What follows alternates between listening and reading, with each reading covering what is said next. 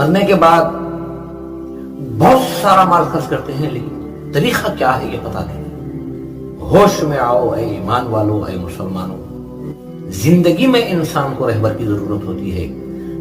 زندگی میں چلنے کے لیے انسان کو صحیح غلط اہدنا الصراط المستقیم پر چلنا ہے، اللہ کے قانونوں کو ماننا ہے، اللہ کے قانونوں کو پورا کرنا ہے، اللہ کے رسول صلی اللہ علیہ وسلم کے طریقے کو سمجھنا ہے۔ تو اس کے لیے ایک رہبر کا ہونا ضروری ہے۔ مرے ہوئے انسان کے لیے رہبر کی کیا ضرورت ہے؟ اس کے تو مٹی کے حوالے کرنا۔ ایک بڑا اچھا ڈاکٹر ہے، ڈاکٹر اس انسان پر محنت کرتا ہے جو انسان زندہ ہے، جس کی سانسیں چل رہی ہو، اسے بچانے کی کوشش کرتا ہے۔ جب مریض کی سانسیں بند ہو جائیں، اس کی روح قبض ہو جائے، اب ڈاکٹر کا وہاں کوئی کام نہیں رہتا۔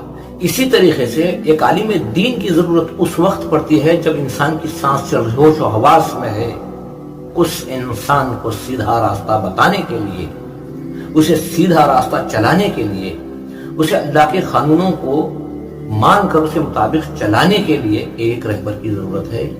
یقیناً انسان بہت بڑے گھاٹے اور خسارے میں ہے، کیونکہ وقت ہے، کتابیں سمجھانے والے سب کچھ ہونے کے باوجود بھی انسان اگر غفلت سے زندگی گزارے گا تو انسان بہت بڑے ایک لمبے عرصے کے گھاٹے میں ہے۔